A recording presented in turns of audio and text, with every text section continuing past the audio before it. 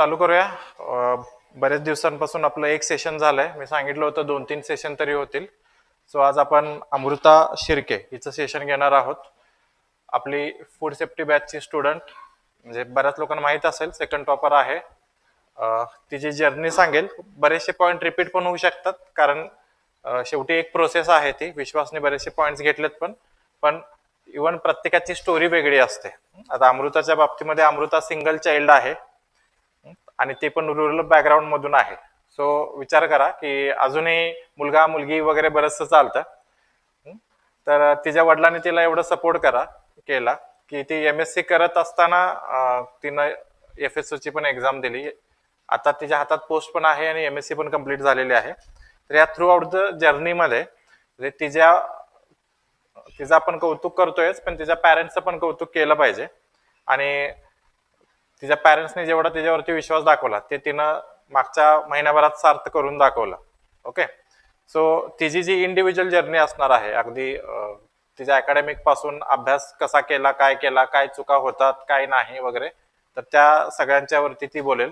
आधी सगळ्यांच्या तुमच्या वतीनं मी तिचं स्वागत करतो. आणि ऑनलाईन आणि ऑफलाईन सेशन तुमचे काही डाऊट्स असतील तर हे प्रेझेंटेशन झाल्यानंतर आपण डाऊट्स घेऊ. तोपर्यंत त्यांना जे काय सांगायचं आहे, त्यांना वाटतं की हे इम्पॉर्टंट आहे, तर ती आधी ते सांगेल. त्यानंतर आपल्याला ते कंटिन्यू करता येईल, तुमचे डाऊट्स वगैरे. ओके, गुड मॉर्निंग सगळ्यांना. थँक्यू सर, तुम्ही इथं बोलवलं त्याबद्दल. मी थोडक्यात माझी सगळा प्रवास सांगते. तर माझं गाव वडापुरी तालुका इंदापूर जिल्हा पुणे. आणि माझं प्राथमिक शिक्षण जिल्हा परिषदेच्या शाळेत झालं, 1ली ते 4थीचं. आणि त्यानंतर 5वी ते 12वीचं शिक्षण जवळच्याच एका स्कूलमध्ये झालं, जिजामाता महाविद्यालय सराटी येथून. त्यानंतर UG माझं ॲग्रिकल्चरमधून रत्नागिरी कृषी महाविद्यालय अकलूज येथून पूर्ण झालं 2022ला. त्यानंतर एक म्हणजे लॉकडाऊनमध्येच मी बेसिक काय जे स्ट्रॅटेजी असते किंवा बेसिक जे कोणते बुक्स लागतात किंवा स्टेट बोर्ड असतील तर ते वाचलं. आणि त्यानंतर अकॅडमिक स्ट्रॉंग होतं, त्याच्यामुळं एक प्लॅन बी असावा म्हणून मी MCRचा अभ्यास केला. 3 महिने MCRचा अभ्यास केल्यानंतर CETत पण चांगला स्कोर आला. त्याच्यानंतर परभणीला प्लांट पॅथॉलॉजी डिपार्टमेंट भेटलं. आणि त्याच्यानंतर म्हणजे असं झालं की ॲग्रीची टेक्निकलची पहिली ॲड होती आणि माझी पण MPSCतली म्हणजे पहिली एक्झाम होती. पण त्या एक्झाममध्ये पहिल्यांदा माझी ती एक्झाम म्हणजे अभ्यास करून पण एक्झाम राहिलेली ती 2.5 मार्क्सनी. त्याच्यानंतर कंबाईनची एक्झाम आली 30 एप्रिलला. 30 एप्रिलची 1 मार्क्सनी एक्झाम राहिली. मग असं वाटलं की आपण MPSCसाठी बनलोय का नाही, सेल्फ डाऊट जो असतो तो मला आला. पण त्याच्यानंतर 4 जूनची एक्झाम होती आणि FSOची पण त्याच्यात ॲड होती. मग ठरवलं की नाही आपल्याला करायचंय. आणि त्याच्या फर्स्ट सेमची माझी MSCची एक्झाम झाली. रिसर्च गाईड भेटलेली, रिसर्च टॉपिक भेटलेला. मग सरांना सांगितलं की सर माझी अशी एक्झाम आहे आणि 1 महिन्याची मला सुट्टी पाहिजे. मग परभणीतूनच मी प्रिलिम्सचा अभ्यास केला. म्हणजे अगोदरपासूनच अभ्यास होता, पण इकॉनॉमिक्स आणि हिस्ट्री हे नवीन सब्जेक्ट ॲड झाले. मग जानेवारीपासून एक मते सरांची मी इकॉनॉमिक्सची बॅच घेतलेली आणि हिस्ट्रीसाठी मी सेल्फ स्टडीज करत होते. मग हिस्ट्री आणि इकॉनॉमिक्स कव्हर झाल्यानंतर 1 महिना जो होता त्याच्यात मी ज्या नोट्स काढल्या होत्या आणि जी माझी बुकलिस्ट होती त्याच्यावरती मी काम केलं आणि मॅक्सिमम रिव्हिजन केल्या, PYQ अनालिसिस केलं आणि 4 जूनची एक्झाम दिली. पहिल्या आन्सर कीने माझा 102 स्कोर होता, 102.5. नंतर सेकंड आन्सर की आली, माझा स्कोर कमी झाला. मग अगोदर होतं की राज्यसेवा करायची असं, पण नंतर FSOची ॲड होती आणि माझं अक्षर पण चांगलं होतं, रायटिंग स्पीड पण होतं. म्हणजे माझ्या ज्या स्ट्रेंथ होत्या त्याच्यावरती मला असं वाटलं की मी रायटिंग करू शकते किंवा FSOचं टॅकल करू शकते आणि सिलेबस पण मला असं वाटलं की सोपं आहे, मी करू शकते. मग FSOचा अभ्यास सुरू केला. 20 जूनला बॅच सुरू झाली आणि मी म्हणजे तिथं राहून पण एक गोष्ट होती की जरी लेक्चर्स असले MSCचे तरी मी इकडचे बॅकलॉग होऊन देत नव्हते. की जर 2 लेक्चर पडत असतील रेकॉर्डेड, आमची रेकॉर्डेड बॅच होती, 2 लेक्चर पडत असतील तर मी रोजचे रोज ते कव्हर करायचे आणि त्याच्यावरचे जे क्वेश्चन्स असतील ते पण त्याच दिवशी सॉल्व्ह करायचे किंवा वाचायचे तरी ॲटलिस्ट. आणि पहिल्या रिडिंग नंतर काही पॉईंट्स मला पण समजले नव्हते किंवा मी त्यावेळेस नोट्स काढल्या नव्हत्या. सेकंड रिडिंग नंतर मी नोट्स काढल्या आणि थ्रू आउट द प्रोसेस एक जाणवलं की तुम्ही जर कन्सिस्टंट राहिला त्या प्रोसेसला तर तुम्ही पण उद्या इथं असाल. तर त्यानंतर असं झालं की ऑफलाईन टेस्ट सिरीजसाठी मी 1 ऑक्टोबरला बॅच संपली इथली आणि माझं पण ते सिलेबस वाईज झालं सगळं. नंतर 10 ऑक्टोबरला माझं थर्ड सेम पूर्ण झालं. 10 ऑक्टोबरला मी सरांना सांगितलं की सर मला ऑफलाईन टेस्ट सिरीजला जायचे. तर त्यासाठी मी इथं पुण्यात येऊन ऑफलाईन टेस्ट सिरीज लावल्या. मी 5 ते 6 फुल लेंगच्या टेस्ट दिल्या आणि त्याचं अनालिसिस करून घेतलेलं. आणि त्याच्यानंतर मग 10 तारखेला पेपर झाला माझा 10 फेब्रुवारीला. त्यानंतर 15 फेब्रुवारीला मी फिरून परभणीला गेले. रिसर्च जो होता माझा तो पूर्ण केला आणि त्याच्यानंतर आमचा रिझल्ट 18 डिसेंबरला लागला, मेन्सचा रिझल्ट. त्यानंतर इंटरव्ह्यूची तयारी सुरू केली. 9 तारखेला माझा इंटरव्ह्यू होता, 9 जानेवारीला, आणि 21 जानेवारीला रिझल्ट लागला.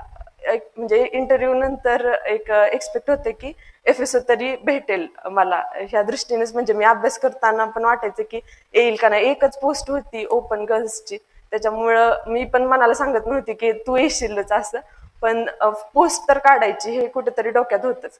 आणि थ्रू आउट द जर्नी सरांनी इतका सपोर्ट केला. म्हणजे मी स्वतःला खूप कमी समजायची की माझा हाच पॉईंट राहिला किंवा तो पॉईंट नाही झाला, त्याची रिव्हिजन नाही झाली, मला हे येत नाही. पण जे through out the process senior भेटले किंवा सर असतील तर त्यांनी जो पॉझिटिव्ह अप्रोच माझ्या पुढे ठेवला, तर त्यातूनच मला असं वाटतं की मी आज इथं आहे. आणि 21 तारखेच्या रिझल्ट नंतर खूप काही बदल झाले. तर त्या रिझल्टसाठी मला असं वाटतं की तुम्ही हा 3 महिने म्हणजे प्रत्येक जण सांगतं की ही एक्झाम काय तुमचं आयुष्य नाही किंवा पुढं आणखी एक्झाम येतील. पण जर तुम्ही मेन्सला आहे तर मला असं वाटतं की मेन्ससाठी तुम्ही ते एक्झामच आता आपली लाईफ आहे असं पकडूनच ते 3-4 महिने जे आहेत ते जर अभ्यास केला तर मला असं वाटतं की रिझल्टमध्ये नक्कीच नाव येईल. तर जी काय आणखी स्ट्रॅटेजी होती किंवा मी आणखी काय पॉईंट्स यूज केले तर ते आपण स्लाइडमधून बघूया. ऍक्टिव्ह रिडिंग कसं केलं पाहिजे, आन्सर रायटिंग कसं, जे अगोदरचं सेशन झाले त्यातले बरेच पॉईंट रिपीट होतील.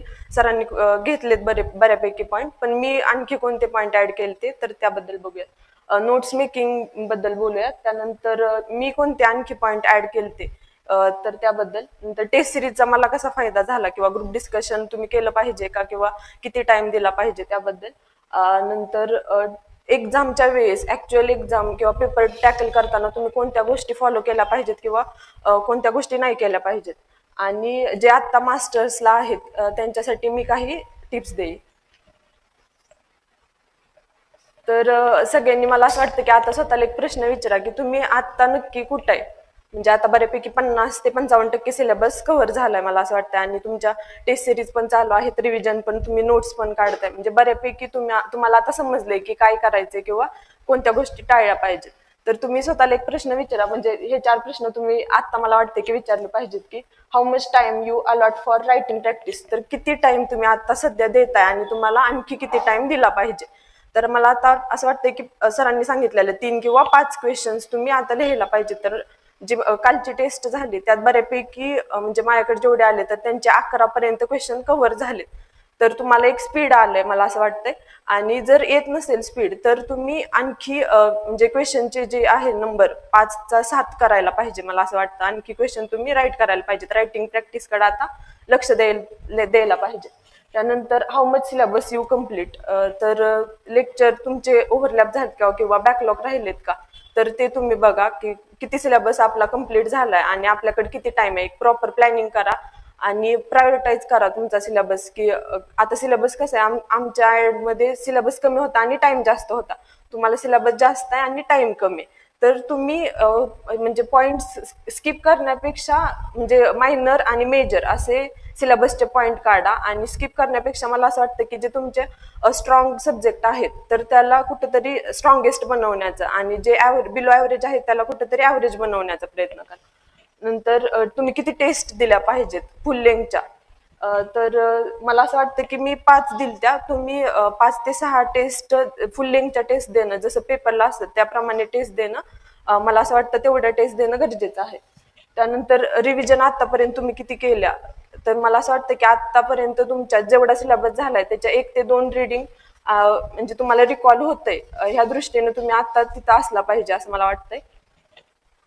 तर हे 4 प्रश्न तुम्ही मला असं वाटतं की स्वतःला विचारा आणि तुम्हाला एक अनालिसिस येऊन जाईल की आपला किती सिलेबस राहिलाय किंवा किती रिव्हिजन देण्याची गरज आहे. जर हे तुम्ही पॉईंट्स काढले तर मला असं वाटतं की निम्मा तुमचा जो टाइम आहे इथून पुढचा तर तो कुठल्या गोष्टीला जास्त दिला पाहिजे किंवा कुठल्या गोष्टीला कमी दिला पाहिजे ते समजून जाईल. तर ऍक्टिव्ह रिडिंगसाठी मला असं वाटतं की जे 3R टेक्निक आहे, रीड, रिमेंबर आणि रिप्रोड्यूस, तर मी ती टेक्निक यूज केली ती आपल्याला म्हणजे रायटिंग प्रॅक्टिससाठी. ती टेक्निक मला असं वाटतं की बेस्ट आहे. जर तुम्ही रीडिंग करताना म्हणजे रीडिंग झाल्यानंतर रिकॉल केलं आणि रिकॉल झाल्यानंतर तुम्ही जर ते लिहून काढलं, तर मला असं वाटतं की एवढं काही अवघड नाहीये तुम्हाला लक्षात राहण्यासाठी. तर ऍक्टिव्ह रिडिंगसाठी पहिल्यांदा एक तुमचं रीडिंग झालं, त्याच्यानंतर कन्सेप्ट काय आहे ते ऍक्च्युअल समजलं तुम्हाला, त्याच्यानंतर तुम्ही रिकॉल करा म्हणजे तुम्हाला किती आठवते. सपोज जर एखाद्या क्वेश्चन मध्ये तुमचे 8 कॅरेक्टरिस्टिक्स असले किंवा 8 पॉईंट असले, तर तुम्हाला रिकॉल होताना 4 ते 5 किंवा 8 मधले किती पॉईंट्स रिकॉल होत आहेत आणि मला कुठले पॉईंट आठवत नाहीये, त्याचं एक इव्हॅल्युएशन करा.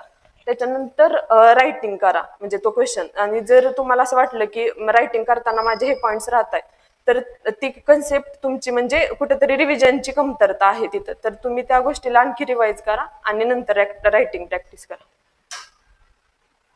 तर आन्सर रायटिंग बद्दल सरांनी बऱ्यापैकी सगळे पॉईंट कव्हर केले ते, विश्वास सरांनी. तर तुमचे डाऊट्स जरी असतील तर ते आपण पुढे घेऊयात. तर मला असं वाटतं की रायटिंगमध्ये इंट्रोडक्शन आणि कन्क्लुजन पेक्षा जर कुठला कंटेंट जास्त बघितला जात असेल तर तो बॉडी असतो. म्हणजे इंट्रोडक्शन आणि कन्क्लुजनसाठी सेपरेट असं काही एफर्ट्स घेण्याची मला असं वाटतं काही इतकी गरज नाहीये. मी काय केलं की आम्हाला सिलेबस कमी होता आणि आमचे चॅप्टर्स असे होते की म्हणजे एक इंट्रोडक्शन आणि एक कन्क्लुजन सफिशियंट होतं. पण तुमचे चॅप्टर्स मी युनिट्स पाहिले तर त्याच्यामध्ये प्रत्येक चॅप्टरसाठी जर बनवायचं झालं नवीन इंट्रोडक्शन नवीन कन्क्लुजन, तर ते बनतंय. म्हणजे प्रत्येकसाठी वेगवेगळं इंट्रोडक्शन कन्क्लुजन लागतंय. तर त्याच्यावरती फोकस मला असं वाटतं की बॉडीवरती तुम्ही कंटेंटवर जर तुमची कमांड असली ना, आपोआप इंट्रोडक्शन आणि कन्क्लुजनसाठी वेगळे काही एफर्ट्स घेण्याची गरज नाही.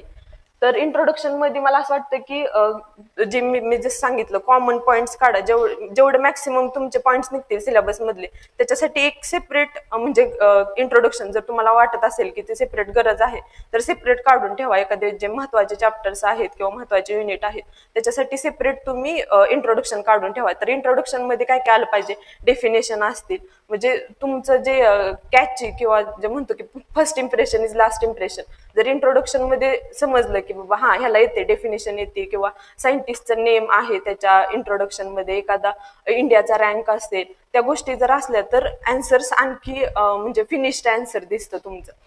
त्यानंतर बॉडीमध्ये एक होतंय की जर तुम्हाला एखाद्या क्वेश्चनचा आन्सर जास्त येत असेल, म्हणजे जसं की आता ग्लोबल वॉर्मिंग असेल, ग्रीन हाऊस गॅस असतील, तर त्याबद्दल आपल्याला जास्त येत असतं. पण म्हणजे क्वेश्चनची डिमांड काय आहे बाबा, तुम्हाला विचारलंय काय, तिथं टाइप्स विचारले असतील तर तुम्ही टाइप्सच एक्सप्लेन करायला पाहिजेत, मेथड विचारले असतील तर मेथड, किंवा एखादी जर कन्सेप्ट विचारले असेल तर त्या कन्सेप्टच्या मल्टिपल पॉइंटला टच करण्याचा तुम्ही प्रयत्न करा असं मला वाटतं. आणि ऍक्च्युअल क्वेश्चनची जी डिमांड आहे ती डिमांड जर तुम्ही फुलफिल केली तर बॉडीमध्ये आणखी काय करण्याची गरज नाही. त्यानंतर जे मेन वर्ड्स असतील किंवा बॉक्स जो सब मेन पॉइंट असतो तुम्हाला, त्याला बॉक्सेस किंवा डबल अंडरलाईन असेल, ह्या गोष्टी तुम्ही करा आन्सर्स मध्ये. आणि स्पेसिफाय राहा, म्हणजे एखादा क्वेश्चन विचारला आणि तुम्ही ओघाओघात असं होऊन जाते की निम्म्याला पेज पर्यंत आल्यावर तुम्हाला आठवतच नाही आपण कशाचा आन्सर लिहितोय नक्की. आणि पेपरमध्ये पण ह्या गोष्टी होतात, तर त्या टाळण्यासाठी किंवा टेस्ट सिरीज मध्ये तर त्या टाळण्यासाठी मला असं वाटतं की तुम्ही जर क्वेश्चन पेपरमध्येच सपोज मेथड विचारल्या असतील तर तिथं तुम्ही गोल करून ठेवा की हा मला मेथड लिहायचे, तर ते तुमच्या कुठेतरी डोक्यात राहतं की हा ह्या आन्सर मध्ये मेथड्स लिहायचे. किंवा एखाद्या क्वेश्चन मध्ये असेल की बेनिफिट्स असतील, कॅरेक्टरिस्टिक्स असतील, जे त्या वर्ड क्वेश्चन मधला जो मेन वर्ड आहे त्याला गोल किंवा अंडरलाईन करून ठेवा, त्याच्यामुळे तुमचा आन्सर स्पेसिफाय होईल. त्यानंतर touch to the multiple point, म्हणजे आता सपोज एक्झाम्पल घ्या की क्युरिंग इन फूड किंवा तुमचं ड्रायिंग प्रोसेस असेल, ड्रायिंग रिहायड्रेशन, तर तुम्हाला असं क्वेश्चन आला की एक्सप्लेन ड्रायिंग, तर त्यावेळेस तुम्ही म्हणजे एकच असं नाही लिहिलं पाहिजे की फक्त मेथडच एक्सप्लेन करत बसला एक पेज, किंवा बेनिफिट्सच लिहिले फक्त, ऍडव्हान्टेजेसच लिहित बसलं, तर त्याच्यापेक्षा तुम्ही जर ड्राइंग प्रोसेस आली तर ड्राइंगची डेफिनेशन लिहिली पाहिजे, त्याच्यानंतर ड्राइंगचे टाइप्स लिहिले पाहिजेत, थोड्या थोड्या शब्दात तुम्ही ते एक्सप्लेन करा. त्याच्यानंतर ऍडव्हान्टेजेस, डिसएडव्हान्टेजेस, फूडवरती त्याचा काय इफेक्ट होतोय, तर जेवढं तुम्ही मल्टिपल पॉइंटला टच कराल तेवढं मॅक्सिमम मार्क्स मिळण्याचे चान्सेस आहेत. त्याच्यानंतर फ्लो चार्ट असतील, डायग्राम असतील, म्हणजे प्रेझेंटेशनचं जे काही आहे, तर मला असं वाटतं की प्रत्येकच अँसर्स मध्ये फ्लो चार्ट किंवा डायग्राम आल्या पाहिजेत असं मला तर नाही वाटत. काही क्वेश्चन्स मध्ये जर तुम्हाला सरळ येत असेल, आता कॅरेक्टरिस्टिक्स असतील, तर त्याच्यात वेगळा काही फ्लो चार्ट काढण्याची गरज वाटत नाही मला असं वाटतं. त्याच्यानंतर कन्क्लुजन मध्ये मी जसं सांगितलं की त्याच्यावरती जास्त एफर्ट्स घेण्याची गरज नाहीये. पण काही क्वेश्चन मध्ये जर कन्क्लुजन करायचं असेलच, तर त्यामध्ये युनिकनेस असला पाहिजे तुमच्या कन्क्लुजन मध्ये. काहीतरी उगाच वरचे 3-4 पॉईंट उचलून लिहिले असं नसायला पाहिजे. त्यानंतर कॅची आणि बोल्ड असलं पाहिजे. वाटलं पाहिजे की बाबा ह्याने काहीतरी एफर्ट्स घेतले, एखादी स्कीम असेल किंवा इनिशिएटिव्ह असतील, बेनिफिट्स असतील त्या क्वेश्चनचे, तर ते मला असं वाटतं टाकायला पाहिजे तिथं कन्क्लुजन मध्ये.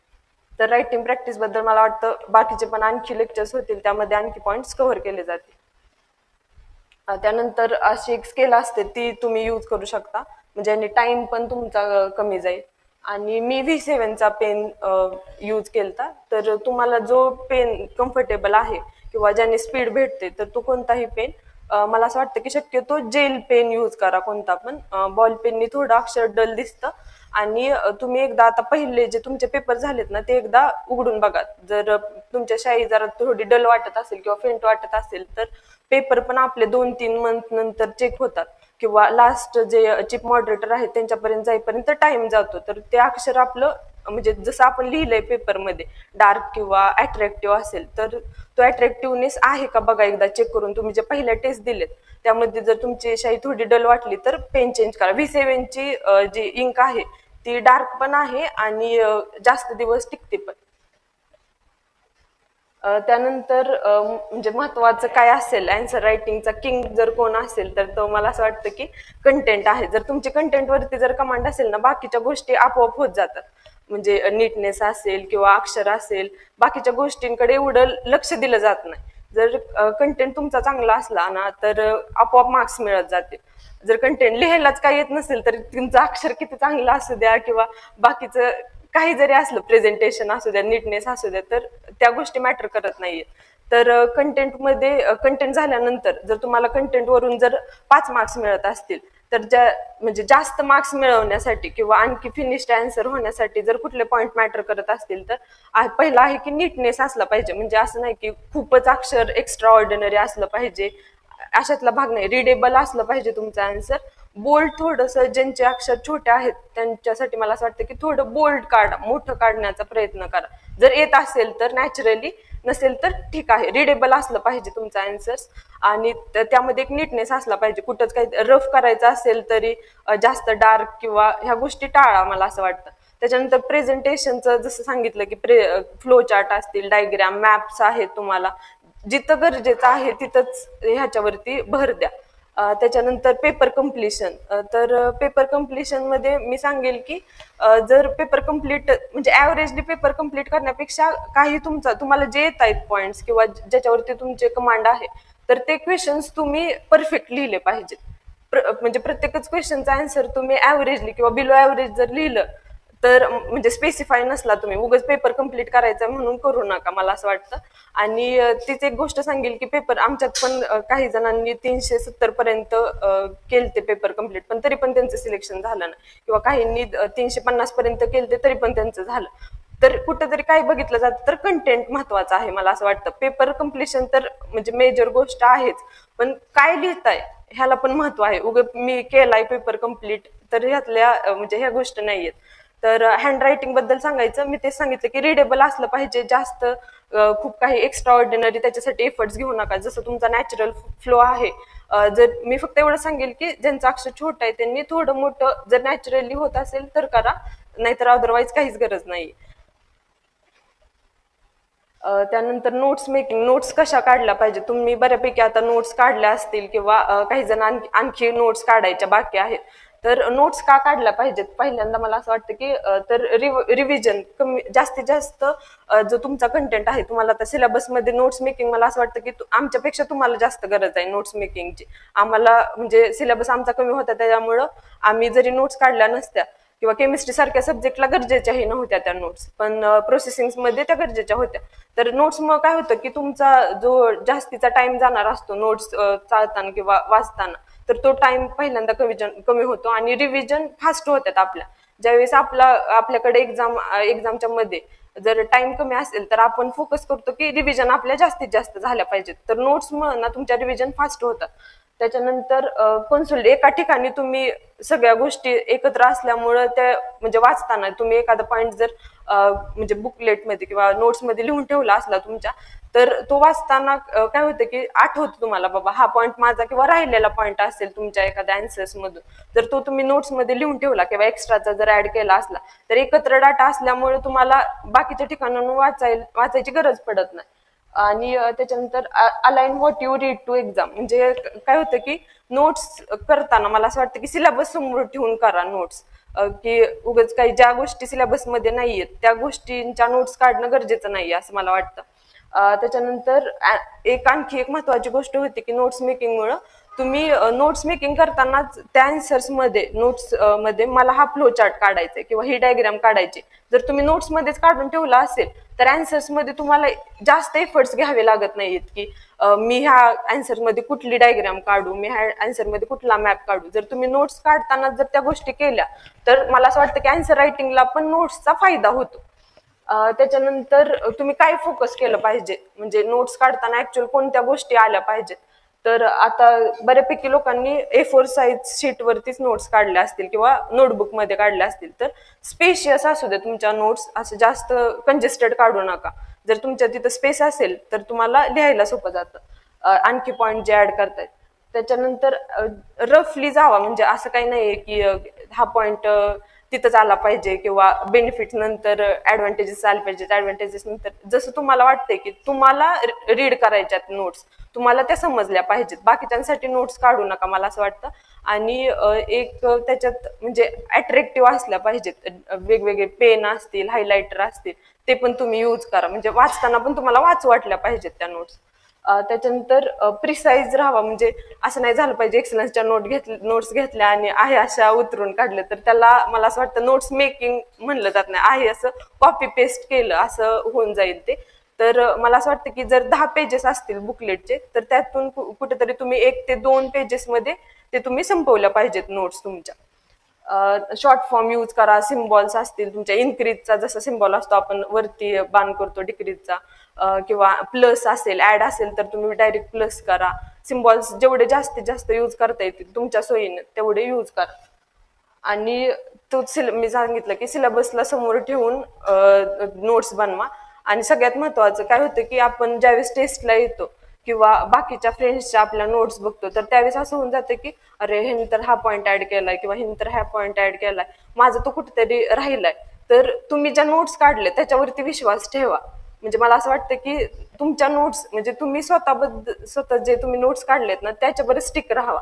काय होतं की टेस्टला आल्यावर किंवा बाकीच्यांचे आन्सर बघितल्यावर हा तर पॉईंट माझ्या नोट्समध्ये नाहीयेत, तर मला असं वाटतं की तुमच्या ज्या नोट्स आहेत ना त्या तुमच्यासाठी सफिशियंट आहेत या दृष्टीने जर तुम्ही नोट्स काढताना पण प्लस नोट्स वाचताना पण, तर तुमच्या ज्या नोट्स आहेत त्याच्याबरोबर स्टिकअप राहावा लास्ट पर्यंत.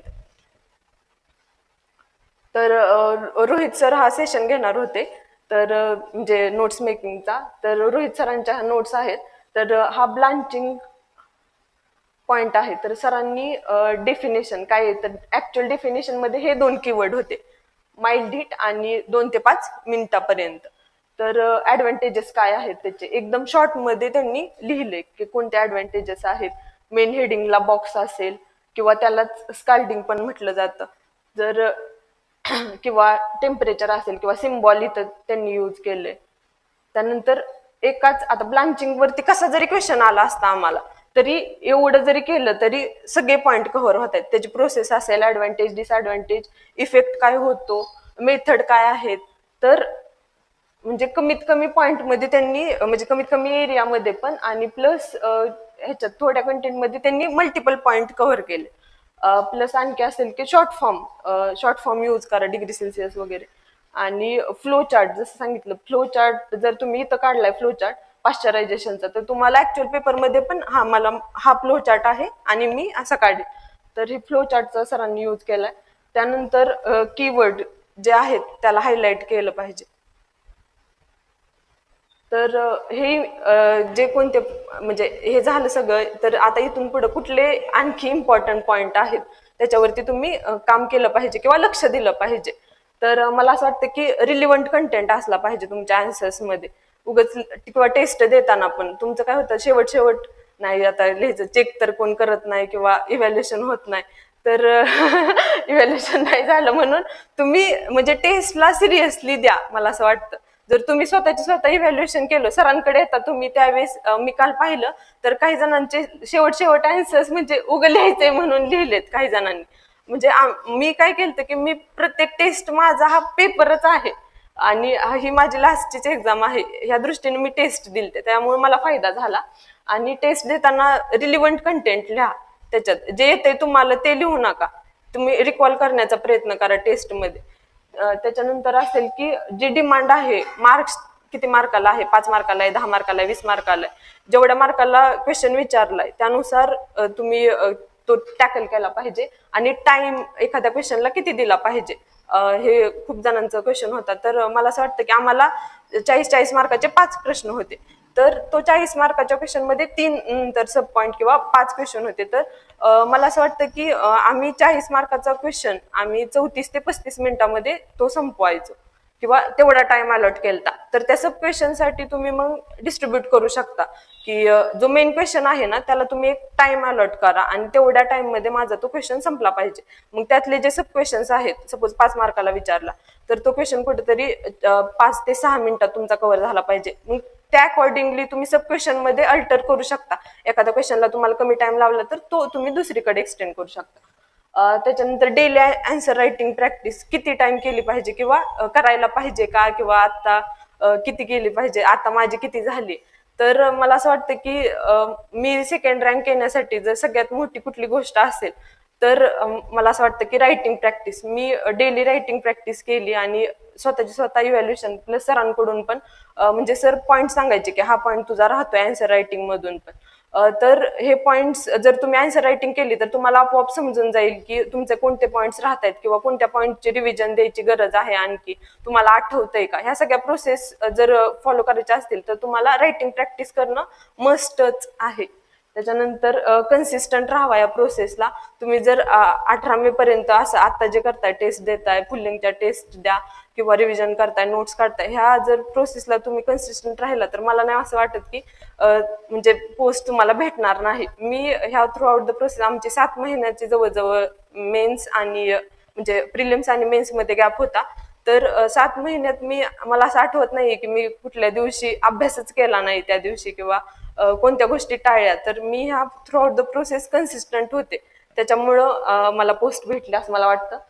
त्याच्यानंतर मी जसं सांगितलं, तुमच्या ज्या नोट्स आहेत स्वतःच्या त्याच्यावरती स्टिकअप राहावा लास्ट पर्यंत.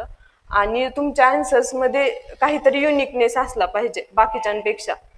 बाकीचे सगळ्यांचा कंटेंट तर सेमच आहे, पण तुम्ही कुठेतरी स्कीम्स टाका, नंतर इनिशिएटिव्ह असतील ते टाका, तुमच्या आन्सर्स मध्ये एक युनिकनेस राहू द्या असं मला वाटतं. त्याच्यानंतर आता सिलेबस खूप आहे, कन्क्लुजन, इंट्रोडक्शन ह्याच्यावरती लक्ष देण्यापेक्षा तुमच्या ऍक्च्युअल कंटेंट वरती लक्ष द्या असं मला वाटतं. प्रत्येकच आन्सर्सला इंट्रोडक्शन कन्क्लुजन लिहिणं गरजेचं नाहीये. जर शॉर्ट नोट विचारली असली तर तिथं काहीच गरजेचं नाहीये तुम्ही इंट्रोडक्शन कन्क्लुजन लिहिणं. जेवढं विचारले, जेवढ्या मार्क्सला तो क्वेश्चन आहे तिथं जर गरजेचं असेल की लिहायलाच पाहिजे, एखादा 15 मार्क्सचा क्वेश्चन असला तर तिथं इंट्रोडक्शन कन्क्लुजन लिहिणं गरजेचं आहे. पण 5 मार्क्सची शॉर्ट नोट असली, suppose properties of the starches, तर प्रॉपर्टीज ऑफ स्टार्चेस मध्ये तुम्ही डेफिनेशन लिहिली बस, एवढं सफिशियंट आहे इंट्रोडक्शन. आणि डायरेक्ट प्रॉपर्टीज लिहिल्या त्या गोष्टीमध्ये आपण करूच शकत नाही, काही प्रश्नांमध्ये कन्क्लुजनच येत नाही काय करता आपल्याला. तर तिथं मला असं वाटतं की तेवढा फोकस केला नाही तरी चालू शकतो. तर टेस्ट सिरीज दिल्या पाहिजेत का दिल्या पाहिजेत. तर टेस्ट सिरीज मध्ये काय होतं की जर तुम्ही इथं टेस्ट सिरीजला आला तर एक्झामला ऍक्च्युअल प्रेशर काय असतं, तुम्हाला पेपर कव्हर होतोय का, हे तर बाकीचे पॉईंट झाले. पण जे एन्व्हायरमेंटल प्रेशर म्हणतो ना आपल्याला, ते एक्झाम हॉलचं प्रेशर, तर ते पूर्ण निघून जातं. म्हणजे मी इथं 5 टेस्ट दिल त्या 6वी, मला असं वाटतं की एक्झाम म्हणजे मी ऍक्च्युअल मेन्स माझी इथलीच टेस्ट आहे, 6वी टेस्ट आहे. आणि म्हणजे असं काहीच वाटलं नाही की वेगळं काहीतरी आपण करतोय. तर टेस्ट सिरीज दिल्या ना तो एक फायदा होतो. प्लस जे सर क्वेश्चन सांगतात खालचे पण म्हणजे चॅप्टरच्या जे खालचे मेन क्वेश्चन असतील ते पण, प्लस जे टेस्ट सिरीज मध्ये आहेत ते क्वेश्चन, जर त्या क्वेश्चनची तुम्ही जर मॅक्सिमम टाइम जर रायटिंग केली तर मला असं वाटतं की तेवढे क्वेश्चन पण सफिशियंट आहेत, जे सिलेबस मधले पॉइंट्स धरून आणि जे सरांनी खाली क्वेश्चन दिलेत चॅप्टर्सच्या प्लस टेस्ट सिरीज मध्ये जे येत आहे. तर आमचं सेकंड पेपरला सांगायचं झालं की असं वाटत होतं मला सेकंड पेपर सरांनीच काढलाय, म्हणजे पेपर झाले मी सरांना फोन केलता की सर सेकंड पेपरचे म्हणजे जे क्वेश्चन फ्रेमिंग जे असतं ते सुद्धा अगदी एक्सलन्सच्याच टेस्ट प्रमाणे होतं ते सेंटेन्स फ्रेमिंग. तर टेस्ट तुमचे जे टेस्ट सिरीज चालू आहे आता, जे विकली टेस्ट होतात, तर त्या तुम्ही सिरियसली द्या. लिहायचे म्हणून लिहू नका, काही गोष्टी करायचेत हा करतोय तर मी पण बसतोय 2 तास, किंवा त्यांनी लिहितोय तर मी पण मला जे येतंय ते लिहितो. तर जे विचारले किंवा टेस्ट सिरीजला सिरियसली घ्या, मी असं सांगेन. कधीपर्यंत टेस्ट सिरीज दिल्या पाहिजेत, म्हणजे पेपरच्या अगोदर किती दिवस तुम्ही टेस्ट सिरीज आता बस करायचे, थांबवायचे. तर मला असं वाटतं की 10 दिवस तुम्ही तिथून पुढं टेस्ट देऊ नका. सपोज तुमचा 18 मेला पेपर आहे तर कुठेतरी 5-6 मे पर्यंत तुम्ही द्या टेस्ट, किंवा 8 मे पर्यंत दिल्या पाहिजेत असं मला वाटतं. आणि तिथून पुढे पण जो गॅप राहतोय ना तुमचा 10 दिवसाचा, तर त्या गॅपमध्ये आपलं काय होऊन जातं की रायटिंगच करत नाही आपल्या, आणि पूर्ण रायटिंग प्रॅक्टिस आपलं रिव्हिजन कडे जास्त फोकस असतो. नक्कीच त्यावेळेस रिव्हिजनचा तो पिरियड असतो, पण त्या टाइम मध्ये ना तुम्ही अर्धा तास तरी दिवसातला ना रायटिंग प्रॅक्टिस केली पाहिजे. म्हणजे मी केली त्यावेळेस, आणि त्याच्यामुळे मला ऍक्च्युअल काही जणांनी आमच्यातल्या ना ती सोडून दिली 10 दिवस, तर त्यांना फर्स्ट पेपरला आणि सेकंड पेपरला पण टाइम पुरला नाही. तुमचं रायटिंग प्रॅक्टिस झालेली असते, तुम्हाला टेस्ट सिरीजला पण टाइम पुरत असतो, पण जो 10 दिवसाचा गॅप असतो ना त्यात तुमची पूर्ण रायटिंग प्रॅक्टिस स्टॉप असते.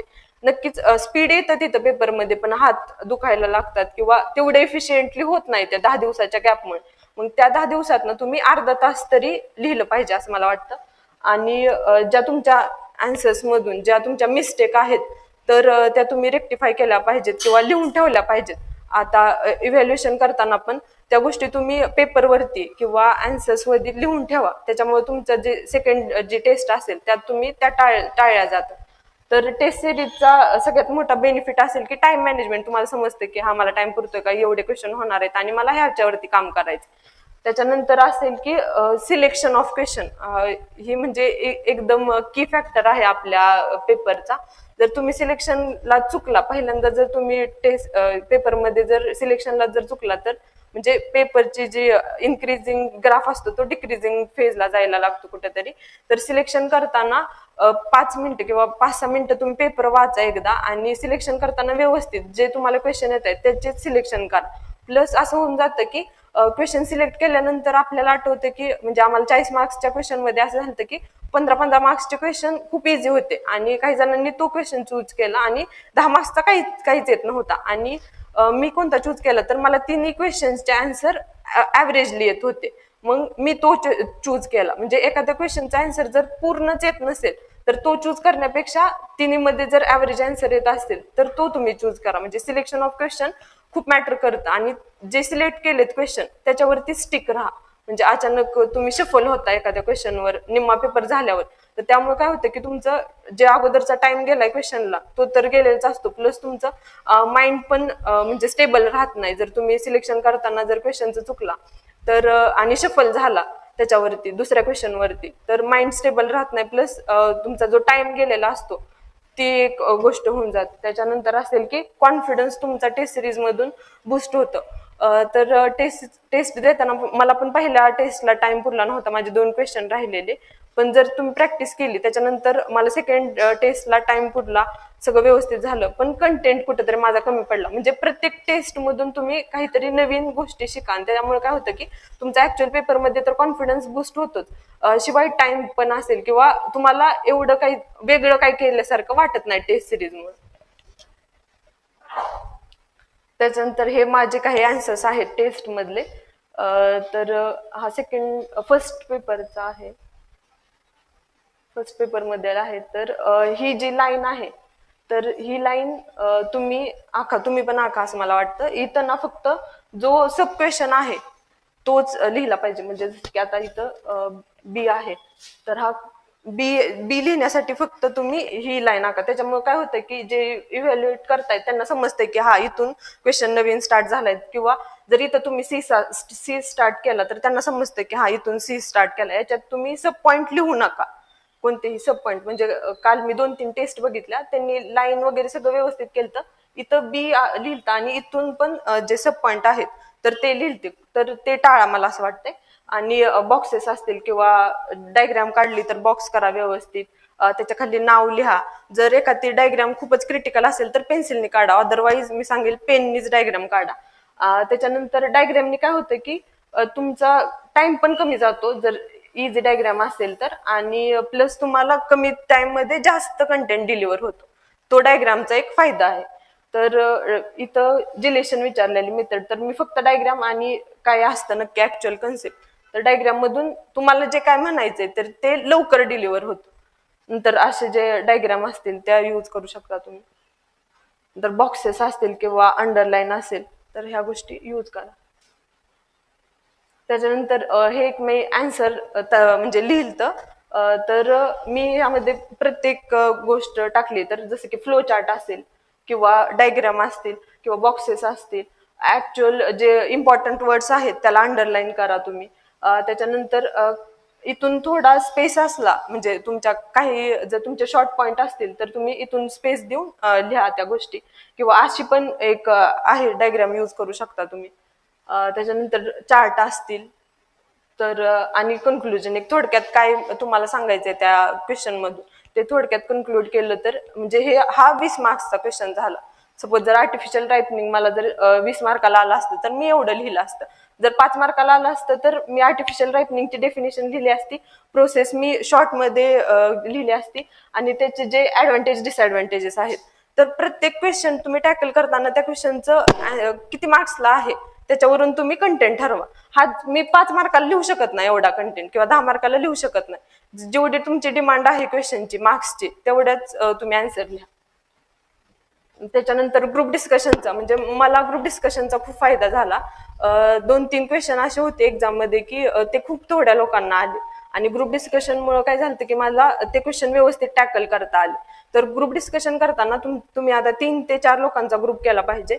म्हणजे तुमचा जो ग्रुप असेल कमीत कमी लोक ठेवा त्याच्यात. आणि प्लस असेल की डेली आन्सर रायटिंग मध्ये पण ग्रुप डिस्कशनचा फायदा होतो. म्हणजे आम्ही काय करायचो, आदल्या दिवशी चॅप्टर जो आहे तो ठरवायचो आणि त्याच्यावरती उद्या क्वेश्चन्स तयार करायचो, किंवा जे आहेत आपल्या एक्सलन्सच्या खाली ते क्वेश्चन्स लिहायचे दुसऱ्या दिवशी. तर आम्ही एक पर्टिक्युलर टाइम ठरवायचो की या टाइम मध्ये आपल्याला आन्सर रायटिंग करायचे आणि हे क्वेश्चन्स सॉल्व्ह करा, किंवा हा चॅप्टर आहे त्याच्यावरती हे क्वेश्चन्स आपण लिहिणार आहोत. तर ग्रुप डिस्कशनमुळे आम्ही ते इव्हॅल्युएट करायचो एकमेकांना, आणि त्याच्यातून आम्हाला रिव्हिजन पण व्हायची. आम्हाला जे पॉइंट येत नाहीयेत ते पण आम्हाला समजायचे. प्लस आणखी एक गोष्ट असेल की रिव्हिजनमुळे ऍक्च्युअल पेपरमध्ये जो तुमचा कॉन्फिडन्स असतो किंवा गोष्टी आठवतात ते ग्रुप डिस्कशनमुळे होतं. आणि इव्हॅल्युएशनला असेल किंवा, आणि आणखी एक महत्वाची गोष्ट की दिवसभर तुम्ही म्हणजे डिस्कशन करत बसू नका. 3-4 तास गेलाय म्हणून डिस्कशन काहीतरी वेगळ्याच गप्पा, तर त्या गोष्टी टाळा. तुम्हाला टाइम मॅनेजमेंट इथून पुढे खूप महत्वाचं आहे. त्यानंतर ऍक्च्युअल पेपरच्या टाइमला तुम्ही काय काय केल्या पाहिजेत गोष्टी, किंवा मी जसं सांगितलं सगळ्यात महत्वाचं काय असेल तर क्वेश्चन तुम्ही सिलेक्ट करताना जे सिलेक्ट केलेत क्वेश्चन ते म्हणजे 5-6 मिनिटं जाऊ द्या तुमच्या स्टार्टिंगचे, पण जे सिलेक्ट केलेत त्याच्यावरून दुसऱ्या क्वेश्चनवर शफल होऊ नका. प्लस क्वेश्चन तुम्ही व्यवस्थित वाचा, काय विचारले, डिमांड काय आहे क्वेश्चनची. म्हणजे आमच्या क्वेश्चन पेपरमध्ये असे काही क्वेश्चन होते की जे एफएस वाले आहेत त्यांना माहित असेल की क्वेश्चन पूर्ण लिहिलता आणि अँड करून खाली एखादा पॉइंट लिहिलता, तर तो पॉइंट खूप जणांनी वाचलाच नाही. जसं की आम्हाला होतं की बेन्झिन आणि फिनॉल कसं तयार झालं याची रिॲक्शन लिहा, तर बेन्झिन वरती त्या पूर्ण लाईन मध्ये होतं आणि फिनॉल खाली होतं. तर फिनॉल खूप कमी जणांनी वाचला तो क्वेश्चन, किंवा एकाच क्वेश्चन मध्ये 3-4 क्वेश्चन दिलेले असतात, तर तो तिसरा क्वेश्चन काही जण म्हणजे आपलं पण होऊन जातं. तर क्वेश्चन जो दिलाय तो व्यवस्थित वाचा, आणि जे काही तुम्हाला आन्सर्स मध्ये लिहायचंय त्याला गोल किंवा अंडरलाईन करून ठेवा. त्याच्यामुळे तुम्ही म्हणजे जो स्पेसिफिकेशन असतं तुमच्या आन्सर्स मध्ये तर ते येऊन जातं. त्याच्यानंतर प्रत्येक क्वेश्चनला मी जसं सांगितलं, आता आम्हाला 40 मार्क्सचे होते तर तुम्हाला 20-20 मार्क्सचे क्वेश्चन आहेत. तर तुम्ही त्याला एक पर्टिक्युलर टाइम ठरवा की मला तो मेन जो क्वेश्चन आहे तो एवढ्या टाइम मध्ये मला कव्हर करायचा आहे. मग सब क्वेश्चनला मी टाइम माझ्यानुसार अरेंज करू शकते. त्याच्यानंतर एक प्रायोरिटी ऑर्डर ठरवा. तर मी म्हणजे पेपरमध्ये जी ऑर्डर असते आपल्या फर्स्ट टू 8, तर मी ती ऑर्डर तोडली नव्हती. म्हणजे पहिला जो क्वेश्चन आहे तो मी फर्स्टलाच लिहिलता.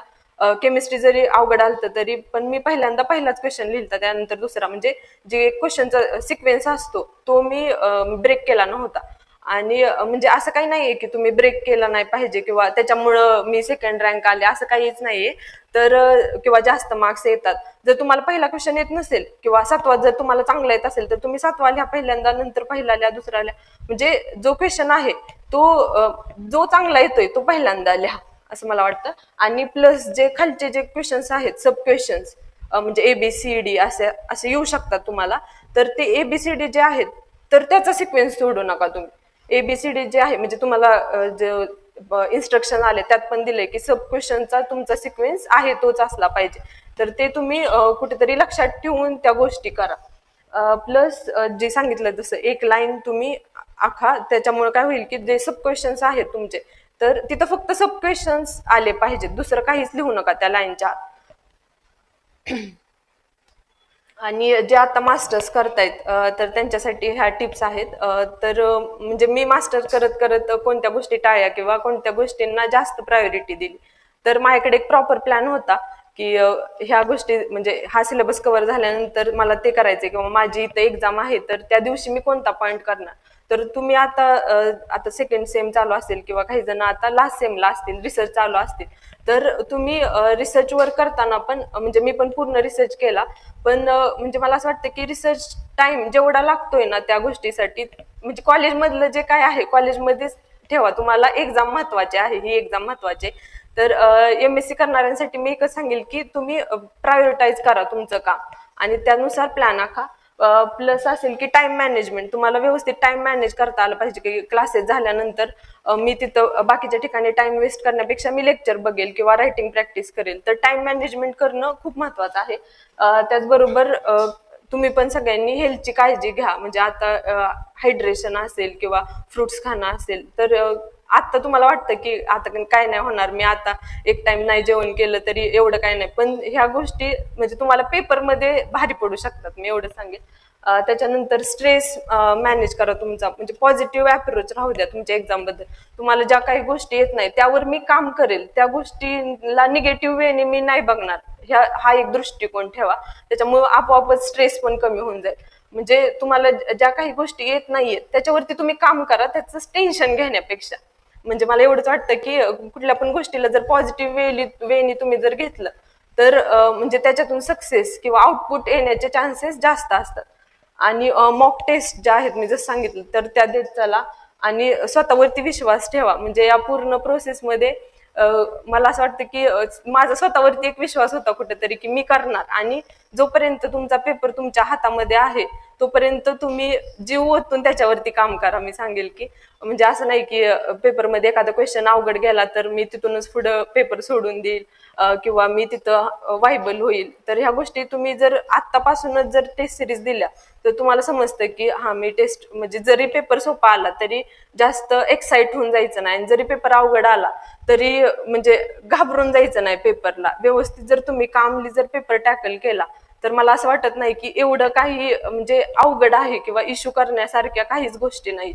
तर पॉझिटिव्ह अप्रोच असेल ना तुमचा तर मला असं वाटतं की सगळ्या गोष्टी होत जातात त्या आपोआप. आणि मी सांगेल की आता जे तुम्ही करताय तर आता नाही जर आता आपली जर ऍड नाही आली नंतर तर म्हणजे आताची ऍड शेवटची आहे, डू ऑर डाय असं म्हणून तुम्ही आताच्या एक्झामला टॅकल करा. आणि तुम्ही सगळ्यांनी हे लेक्चर शांतपणे ऐकलं त्याबद्दल थँक्यू. ज्या आता क्वेरीज असतील तुमच्या त्या आपण घेऊया. बोला काय शंका?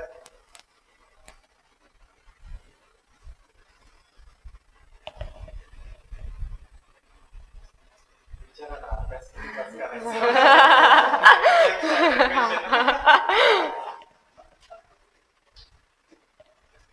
झोपायचं किती हे विचारू शकता. किती तास झोपायचं? हा, झोपेकडे पण तुम्ही म्हणजे दुर्लक्ष करू नका. मी 7 ते 8 तास झोप घ्यायची रोज. प्रॉपर मी सांगायचे नसतं, ते प्रामाणिकपणे सांगते. मी असं म्हणलं की 6 तास मी अभ्यास करायचा तरी पण तुम्ही विश्वास ठेवाल आता.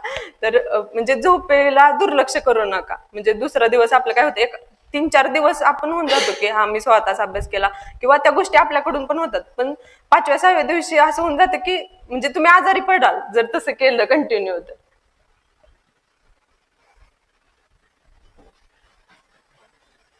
तुम्ही मॉक सिरीज दिली त्यातली आन्सर रायटिंग पाहायला मिळेल का? ते हा PDF, हा क्वेश्चन आहे की म्हणजे माझ्या जे आन्सर रायटिंग केलेल्या ज्या टेस्ट आहेत तर त्या खूप जणांना पाहिजेत, तर हा त्या PDF सर सेंड करतील ग्रुपवरती. गणेश प्रश्न नाही समजला. आन्सर रायटिंग म्हणजे काय नेमकं प्लीज एक्सप्लेन. सर तुमचा क्वेश्चन काय आहे तो ऍक्च्युअल समजला नाहीये. जेल पेनने स्पीड नाही येत आहे तर बॉल पेन यूज केलं तर चालेल का? अंजली मॅडमचा प्रश्न आहे की जेल पेननी स्पीड येत नाहीये, बॉल पेन यूज केला तर चालेल का? तर पेन किंवा अक्षर ह्या गोष्टी मॅटर करत नाहीयेत. मी कशासाठी सांगितलं की तुमचे पेपर खूप दिवसांनी चेक होणार आहेत, आणि एक तुमच्या पेपर मधला जो लिहिताना जो अट्रॅक्टिव्हनेस असतो, किंवा हा आत्ताच लिहिलाय पेपर, त्यासाठी मी सांगितलं की जेल पेन यूज करा. असं काहीच नाहीये की तुम्ही बॉल पेन यूज केला तर तुम्ही सिलेक्टच नाही होणार, असं काहीच नाहीये. त्या गोष्टी पेन वगैरे ह्या गोष्टी नंतर आल्या, कंटेंटवर तुम्ही फोकस करा. आन्सर रायटिंग वर शिफ्ट करायला खूप हार्ड जात आहे मॅडम. आन्सर रायटिंग रेग्युलर कसं करायचं? क्वेश्चन आहे की आन्सर रायटिंग वर शिफ्ट करायला खूप अवघड जात आहे, तर आन्सर रायटिंग डेली कसं केलं पाहिजे किंवा स्वतःला बूस्ट कसं केलं पाहिजे. तर मला असं वाटतं की आता तुम्ही ह्या स्पर्धेत उतरलाय ना, तर तुम्हाला म्हणजे तुम्ही सगळ्या गोष्टी ठरवून, म्हणजे तुम्हाला माहिती आहे आन्सर रायटिंग करायची आपल्याला ह्या पेपरला, तर तुम्ही केली पाहिजे. म्हणजे ह्याच्यासाठी दुसरं काहीतरी मोटिवेशन किंवा बाकीच्या गोष्टी करण्याची गरज नाहीये, मला असं वाटतं. हा, तुम्हाला का करू वाटत नाहीये त्या गोष्टी तुम्ही बघा. राहिलेला वेळ सिलेबस कसा मॅनेज करायचा? तर तुम्हाला आता राहिलेला जो टाइम आहे तो कमी आहे आणि सिलेबस जास्त आहे, तर त्याच्यासाठी मी सांगितलं की जर तुमच्याकडे नोट्स असतील ना, तर तुम्हाला तो सिलेबस जास्त वाटणार नाही. नोट्सवर तुम्ही जास्तीत जास्त टाइम रिव्हिजन देऊ शकता, आणि रिव्हिजन जर झाली ना एकदा तुमची, तर तुम्हाला जो सिलेबस आहे तो जास्त पण वाटणार नाही, प्लस तुमची म्हणजे जी आन्सर रायटिंगवर जी कमांड म्हणतो ती पण येऊन जाईल. शॉर्ट नोट्सवर. What is your daily schedule?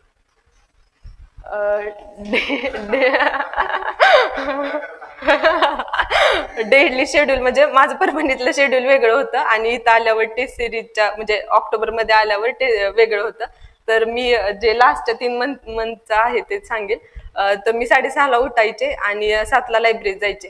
त्याच्यानंतर अगोदरच्या दिवशी जे काही मी पॉइंट्स कव्हर केले त्याचे एकदा ओव्हरव्ह्यू करायचे 2 तास.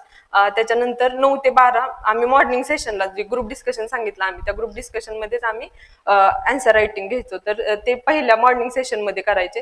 त्याच्यानंतर दुपारचं जेवण असेल, आणि नंतर जे नॉर्मल शेड्यूल असतं 2 ते 5 एक सेशन, आणि त्याच्यानंतर 5 ते 6 एक ब्रेक, आणि नंतर राहिलेल्या टाइम मध्ये मी लास्ट म्हणजे दिवसाचं जे शेवट आहे तर त्या टाइम मध्ये मी शक्यतो जे मला सोपे वाटतात चॅप्टर्स तर ते घ्यायचे लास्टला. आणि 10 ते 11 पर्यंत मी मॅक्सिमम म्हणजे अभ्यास करायचे. दिवसातला शेवट माझा 11 असायचा मॅक्सिमम.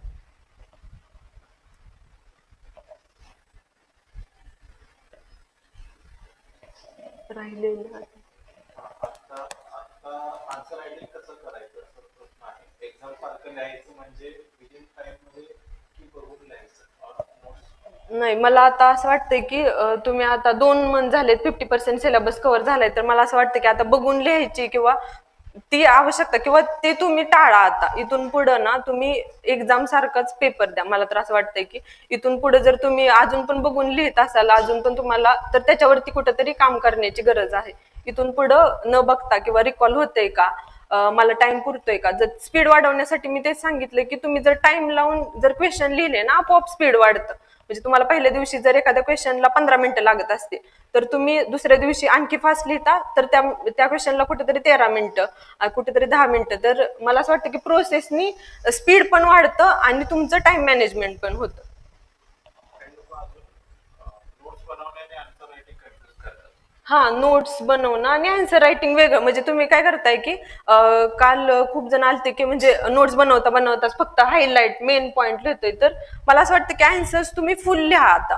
म्हणजे जसं तुम्ही टेस्टला देताय ना आन्सर्स, तसे आन्सर रायटिंगची प्रॅक्टिस करा. मी नोट्स बनवतोय म्हणून मी लिहितोय किंवा मी आन्सर रायटिंग करतोय, तर ह्या गोष्टी वेगळ्या झाल्या. म्हणजे आन्सर रायटिंग सेपरेट टाइम द्या. मी त्याला सांगेल की नोट्स मेकिंग बनवणं आणि आन्सर रायटिंग करणं ह्या दोन्ही गोष्टी वेगवेगळ्या आहेत.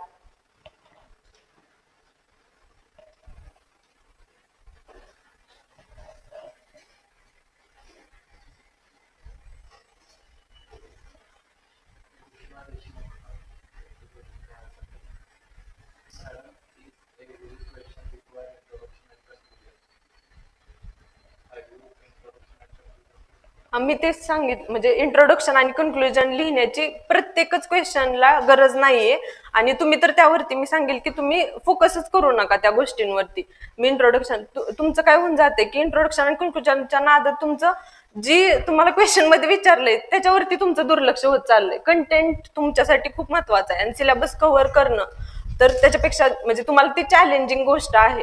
तर इंट्रोडक्शन आणि कन्क्लुजन मी लिहायचे का प्रत्येक क्वेश्चन? मी तेच सांगितलं की जी डिमांड आहे क्वेश्चनची त्याच्यानुसार मी ठरवायचे. जर 5 मार्काला असेल एखादा क्वेश्चन तर ते त्यामध्ये इंट्रोडक्शन कन्क्लुजन लिहिण्याची काहीच आवश्यकता. प्रॉपर्टीज ऑफ स्टार्चेस मध्ये तुम्ही काय कन्क्लुजन लिहिणार आहे? किंवा म्हणजे असे क्वेश्चन्स असतात पेपरमध्ये, तिथं तुम्ही काहीच कन्क्लुजन, आणि त्यांना पण अपेक्षित नसतं की तुम्ही प्रत्येकच म्हणजे इव्हॅल्युएटरला की तुम्ही प्रत्येकच क्वेश्चन मध्ये इंट्रोडक्शन आणि कन्क्लुजन लिहिलं पाहिजे. इंट्रोडक्शन म्हणजे असं वेगळं काहीच नाहीये. डेफिनेशन लिहिली रफली, त्या जो क्वेश्चन विचारलाय त्याच्याबद्दल रफली 2-3 लाईन लिहिणं म्हणजेच इंट्रोडक्शन आहे. त्याच्यासाठी सेपरेट टाइम काढा, सेपरेट नोटबुक करा. ह्या गोष्टी म्हणजे आम्हाला कसं झालं की टाइम भेटलेला आणि फिनिशिंग करायचं होतं आम्हाला आमच्या आन्सर्सचं. त्याच्यामुळे आम्ही मी जसं सांगितलं की मी एका एका चॅप्टरसाठी सेपरेट इंट्रोडक्शन कन्क्लुजन केलं किंवा सरांनी पण सांगितलं. पण त्या गोष्टीसाठी तुमच्याकडं टाइम खूप कमी आहे. त्या गोष्टीचं गांभीर्य राहू द्या तुम्हाला. आणि कंटेंटवरती मी म्हणजे वारंवार सांगते की कंटेंटच तुमचा किंग असणार आहे पेपरचं.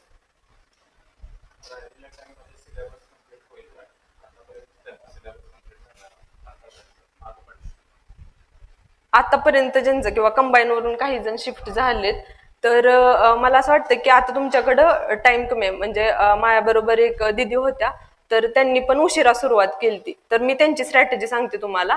तर त्यांनी काय केलं, तर पहिल्यांदा लेक्चर्स सगळे बघितलेले आणि नोट्स वाचल्या एकदा त्यांनी. म्हणजे लेक्चर बघतानाच त्या व्यवस्थित लेक्चर बघायच्या आणि रिडिंग एक केलं. म्हणजे 2 त्यांच्या तिथंच रिडिंग झाल्या आणि त्याच्यानंतर त्यांनी स्वतःच्या नोट्स काढल्या. आणि त्या नोट्स म्हणजे आता तुमचं जर ओव्हरलॅप म्हणजे बॅकलॉग जर पडले असतील लेक्चरचे, तर ते कुठेतरी तुम्हाला ह्या मंथमध्ये किंवा 15 दिवसात तुम्हाला जास्त अभ्यास करावा लागेल. किंवा तो सिलेबस आहे तुमचा, तर ते कुठेतरी जास्त एफर्ट्स घ्यावे लागतील तो सिलेबस कव्हर करायला.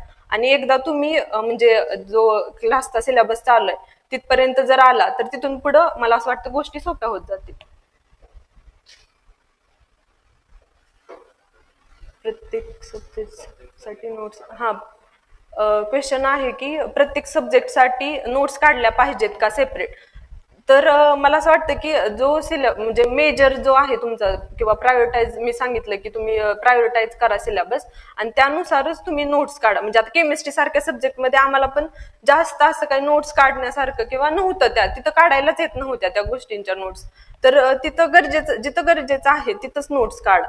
म्हणजे काही पॉइंट्स मध्ये तर तुम्हाला वाटतं की हा पॉइंट माझा वाचल्यानंतर मला पेपरमध्ये आठवतंय किंवा त्या गोष्टी होत आहेत, त्या तिथं मला गरज वाटत नाहीये नोट्सची, तर ठीक आहे, तुम्ही तिथं नोट्स स्किप केल्या तरी चालतील.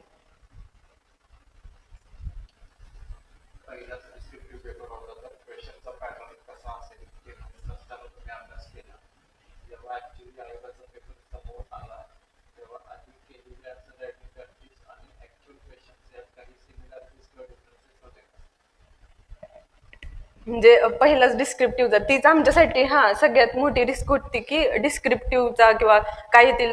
म्हणजे कुणालाच काहीच माहित नव्हते की क्वेश्चन्स कसे येतील किंवा सिलेबस मधलेच येतील का.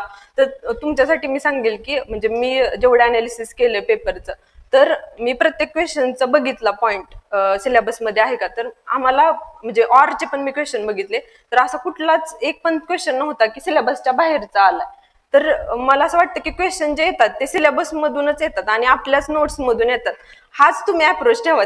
जे तुम्ही म्हणताय ना की काय येईल पेपरमध्ये किंवा मला पेपर कसा जाईल, पेपरमध्ये आठवेल का, तर मला असं वाटतं की ह्या गोष्टींसाठी तुम्ही टाइम वेस्ट करू नका. आता आता जे मेन जे आहे तुमचं काम ते कंटेंट डेव्हलप करायचं, रायटिंग प्रॅक्टिस करायचं. जे तुमचा वायपट जो वेळ जातोय ह्या क्वेश्चन्सवर, मला आठवेल का, मला लिहायला येईल का, मला तिथं काय रिॲक्शन असेल माझी, त्या गोष्टी आपोआप प्रोसेसमध्ये होत जातात. त्यामुळे त्याच्यावरती वेगळा टाइम इन्व्हेस्ट करण्याची काहीच गरज नाही आणि रिलॅक्स राहून अभ्यास करा, मला असं वाटतं.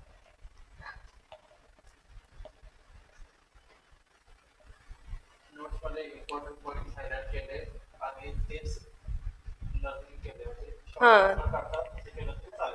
हा, चालू शकतं. मी तेच सांगितलं की ज्या सब्जेक्टला गरजेचं नाहीये तिथं हायलाइट करून होते, किंवा नोट्स काढताना पण काही सब्जेक्टच्या तुम्ही जर म्हणजे खूपच जर शॉर्ट नोट्स काढल्या, फक्त कीवर्ड्स जर जर लिहिले आणि जर तुम्हाला सेंटेन्स फ्रेमिंग येत असेल आन्सर्स लिहिताना, तर मला असं वाटतं की म्हणजे तेवढ्या नोट्स सफिशियंट आहेत, किंवा काही गोष्टी काही सब्जेक्टला नोट्स नाही काढल्या तरी चालू शकतात तुम्हाला.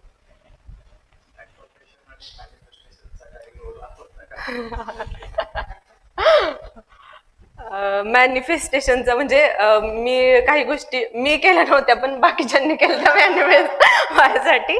आणि म्हणजे मला असं वाटतं की आहे रोल. म्हणजे मी तेच सांगितलं की मी पॉझिटिव्ह ऍटिट्यूडनी एक्झामला फेस केलं आणि मला असं वाटतं की तो माझ्यातला एक की फॅक्टर होता माझ्या सक्सेसचा. आणि मॅनिफेस्टेशन तर ते वर्क प्रत्येकासाठी ते म्हणजे ठरू शकतं वेगवेगळं. तर त्या गोष्टीचा विचार करण्यापेक्षा अभ्यास करा. मी केलं स्वतः की म्हणजे मला पोस्ट भेटणार आहे हे मला कन्फर्म होतं. तर करतात त्या गोष्टीवर. तुम्ही पण तसंच म्हणजे मला डीडीएच भेटणार आहे ह्या दृष्टीनेच अभ्यास करा. तुमचे काही क्वेश्चन्स असतील तर विचारा. ऑनलाईनच सेन्सर आहे. एक पण क्वेश्चन नाही आला. जागो मोहन प्यारे.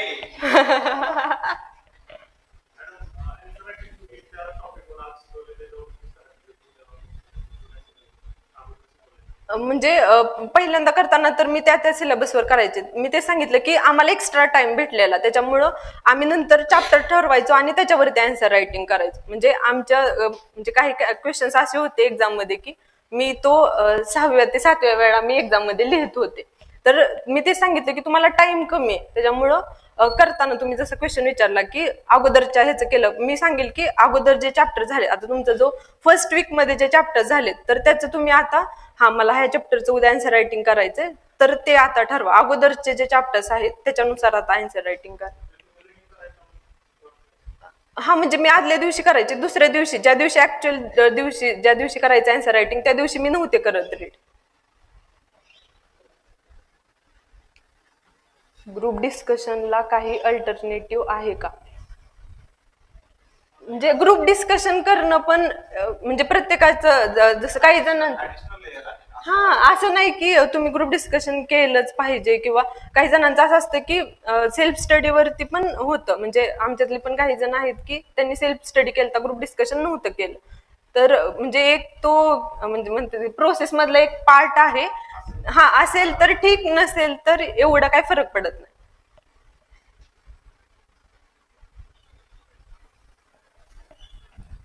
नवीन क्वेश्चन ऑफलाईनचं कोणाला काय सांगा. हम्म. ग्रुप डिस्कशन कसं करायचं, तर आम्ही पहिल्यांदा काय केलं म्हणजे आन्सर्स मी सांगितलं, पण ग्रुप डिस्कशन करताना आम्ही चॅप्टर्स ठरवायचो. प्रत्येक जण वेगवेगळा चॅप्टर ठरवायचो आणि त्याच्यानुसार ग्रुप डिस्कशन करायचो. जर एखादा पॉइंट्स म्हणजे आम्ही ग्रुप डिस्कशन मध्ये ऍक्च्युअल रिकॉलिंग करायचो. म्हणजे आठवतंय का त्या गोष्टीबद्दल, तुला किती पॉईंट्स आठवत आहेत किंवा मला आठवतंय का, आणि त्या जर एखाद्याला आठवत नसेल तर हा पॉईंट तुझा राहतोय. तर ह्या गोष्टी आम्ही ग्रुप डिस्कशन मध्ये करायचो. प्लस आम्ही मी जसं सांगितलं आन्सर रायटिंगला जे चॅप्टर्स घ्यायचो त्याच शक्यतो आम्ही ग्रुप डिस्कशन करायचो. म्हणजे आन्सर रायटिंग पण व्हायची आणि आमचं ग्रुप डिस्कशन पण व्हायचं आणि चॅप्टर पण कव्हर व्हायचं. तिन्ही गोष्टी ऍट अ टाइम व्हायच्या.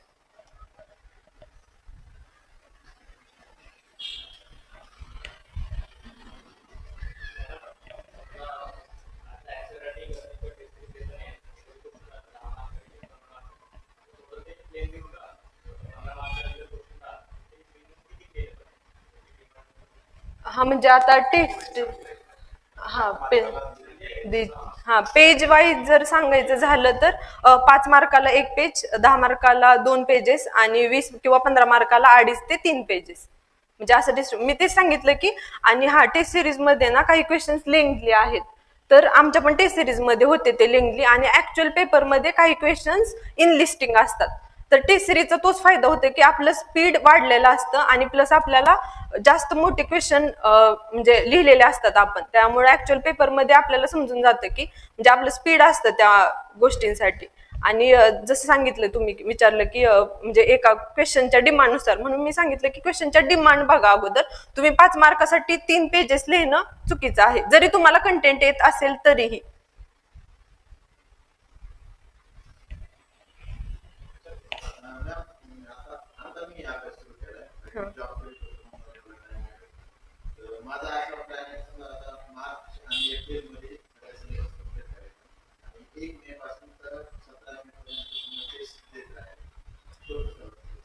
नाही म्हणजे तुम्ही म्हणला की जसं मी आता सिलेबस कव्हर करेन आणि नंतर टेस्ट देईल किंवा टेस्टसाठी सेपरेट, तर ते चालणार नाही. मला असं वाटतं की म्हणजे जर तुम्ही फक्त टेस्टच देत गेला सलग, तर ते कुठेतरी चुकीचं ठरू शकतं. म्हणजे मला असं वाटतं की तुम्ही करताय ना, तर त्याबरोबरच ह्या गोष्टी केल्या पाहिजेत. सेपरेट टेस्ट सिरीजसाठी मी सेपरेट टाइम, ग्रुप डिस्कशनसाठी सेपरेट टाइम, आन्सर रायटिंगसाठी सेपरेट, असं करू नका. हे सगळं तुम्हाला एका, म्हणून मी सांगितलं की दिवसात त्या गोष्टी आल्या पाहिजेत. तुम्ही सिलेबस पण कव्हर करताय, ग्रुप डिस्कशन पण करताय, टेस्ट पण देताय, तर हे तुमचं दिवसाचं शेड्यूल किंवा आठवड्याचं शेड्यूल पाहिजे. ह्यासाठी तुम्ही आता मी सिलेबस कव्हर करतो आणि शेवटच्या मंथमध्ये मी फक्त टेस्टच देत गेलो, तर हे चुकीचं आहे मला असं वाटतं. तर तुम्ही जसं सिलेबस कव्हर कराल तशीच आन्सर रायटिंग करा आणि तसेच टेस्ट देत चला.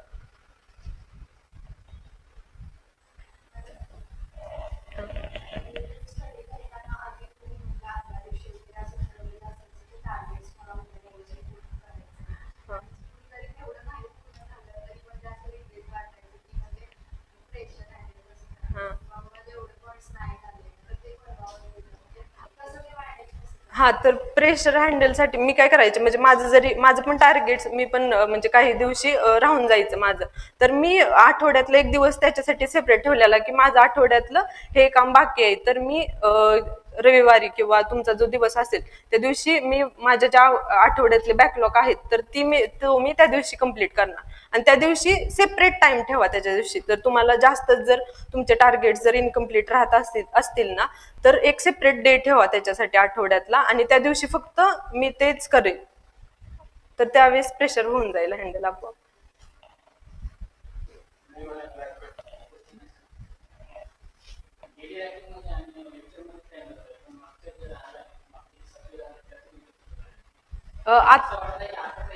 हम्म. हम्म.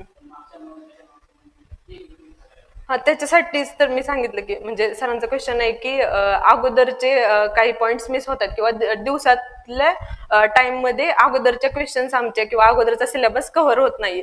तर त्यासाठी मी सांगेल की म्हणजे तुम्ही जे दिवसाचं शेड्यूल केलंय तुमच्यातले, तुम्ही सांगितलं की अगोदरचे पॉइंट्स, तर ते तुमचा ज्यावेळेस सिलेबस कव्हर होईल आणि तुमच्याकडे जो राहिलेला टाइम आहे ना, त्यात त्या गोष्टी आपोआप राहतात लक्षात. तुम्ही जर प्रामाणिकपणे जर तुम्ही पहिल्या चॅप्टरचे जर तुम्ही व्यवस्थित लेक्चर्स बघून नोट्स काढून जर आन्सर रायटिंग केलं असेल ना, तर लास्टला ते आठवतं. म्हणजे तुम्हाला आत्ता आठवत नसेल किंवा आणखी रिव्हिजन केली ना तर तुम्हाला आठवून जाईल. रिव्हिजन त्यासाठी करणं गरजेचं आहे. केलं तर चालते का? नक्कीच. म्हणजे खंडागळे क्वेश्चन आहे की ब्लू आणि ब्लॅक पेन 2 पेन यूज केले पाहिजेत का किंवा चालतील का? वेळ जाईल खूप. नक्कीच 2 पेन यूज करायचं म्हणल्यावर टाइम जाईल. मला असं वाटतं की जास्त काही गरजेचंच नाहीये ते 2, आणि यूज पण करू नका 2 पेन किंवा पेन्सिलचा यूज. जास्त जेवढं तुम्हाला एका पेननी काढता येईल किंवा एका पेननी ज्या गोष्टी करता येतील, तुम्ही टाइम कसा माझा वाचेल ह्या गोष्टी तुम्ही करा. म्हणजे स्केलचा यूज करा. पटकन ज्या गोष्टी तुम्हाला, ज्या गोष्टीवर तुमचा जास्त टाइम जातोय ना, त्या उलट कमी करा. म्हणजे ब्लॅक आणि ब्लू काहीच गरजेचं नाही. म्हणजे प्रेझेंटेशनवर जास्त फोकस करू नका. ऍक्च्युअल कंटेंट काय आहे, तुम्हाला काय लिहायचंय त्याच्यात, तुमचा पेपर कसा दिसतोय त्याच्यापेक्षा त्या पेपरमध्ये ऍक्च्युअल आहे काय ह्या गोष्टीवर फोकस करा.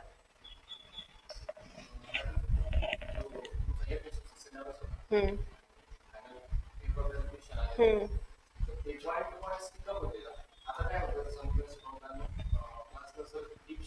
हम्म. हम्म. हम्म. हा हा हा.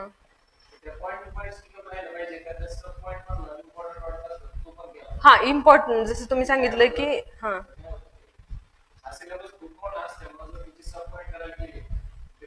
हम्म. हम्म. हा इम्पॉर्टंट पॉइंट करावाच असं मी म्हणेन. तर आमच्या पण काही सिलेबसमध्ये डिकोड नव्हता सिलेबस, जसं की आता तुम्हाला पण आहे आम्हाला पण होतं मिल्क अँड मिल्क प्रोडक्ट्स. तर त्याच्यात आपण म्हणजे खूप सारं आहे आणि जेवढं इम्पॉर्टंट दिलंय ना तर त्यातलेच क्वेश्चन्स येतात. तर ते इम्पॉर्टंट करणं गरजेचं आहे मला असं वाटतं. म्हणजे जे सब पॉइंट्स मधले पण काही पॉइंट्स म्हणजे महत्वाचे असतात तर ते तुम्ही करा. म्हणजे सोडून देऊ नका, स्किप तर काहीच करू नका.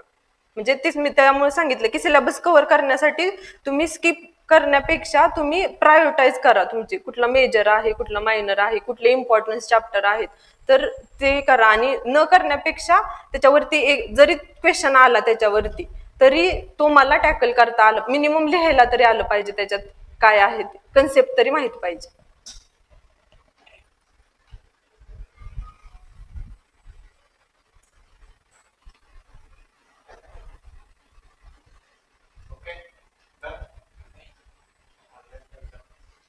ऑनलाईनचे आणखी काही डाऊट्स असतील तर विचारा.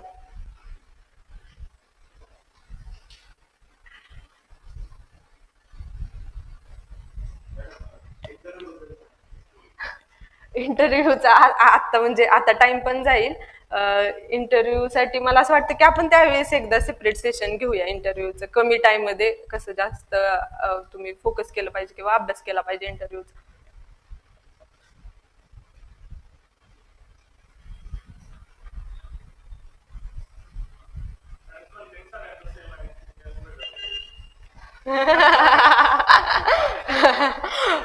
तर मी वेगळं करायला म्हणलं म्हणजे मला असं वाटतं की माझं अक्षर चांगलं होतं, रिडेबल होतं आणि चांगलं होतं अक्षर. आणि प्लस मी पेपर कव्हर केलता, तो एक पॉइंट असेल. आणि मी ते सांगितलं की मी स्पेसिफाय होते, म्हणजे माझे आन्सर्स जे होते ना खूप जास्त पण नव्हते किंवा खूप कमी पण नव्हते, जेवढं गरजेचं आहे तेवढेच मी आन्सर्स लिहायचे. तो एक पॉइंट मला असं वाटतो की माझ्यातला आहे चांगला.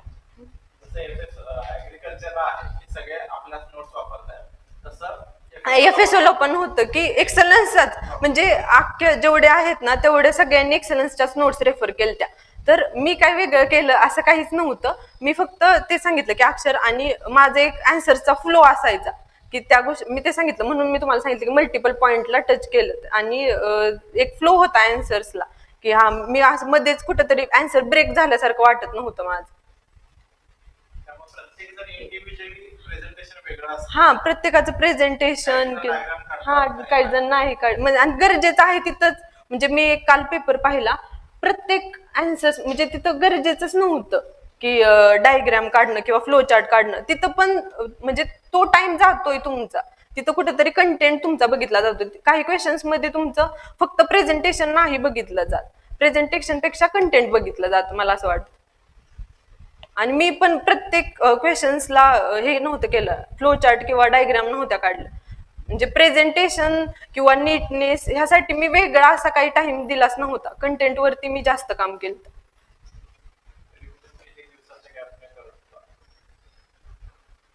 रिव्हिजन म्हणजे आता 1 तारखेला हा नाही आधीमध्ये करायची मी रिव्हिजन. म्हणजे ते सांगितलं की आठवड्याची एक सेपरेट किंवा महिन्याच्या हा माझा एवढा पॉईंट झालाय तर त्यामध्ये रिव्हिजन करायची. तो एक्स्ट्राचा जो टाइम भेटलेला आम्हाला त्यामध्ये मॅक्सिमम रिव्हिजन झाले आमच्या. हा वीकली तेच त्याच्यासाठी जर तुम्ही वीकली टेस्ट देताय ना ते खूप बेनिफिशियल आहे तुमच्यासाठी.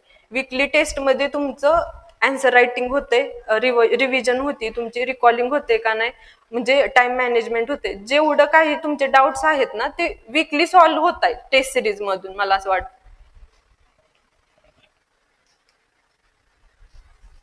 चांगले पेपर PDF सेंड करा. हा पेपरचे PDF भेटतील तुम्हाला.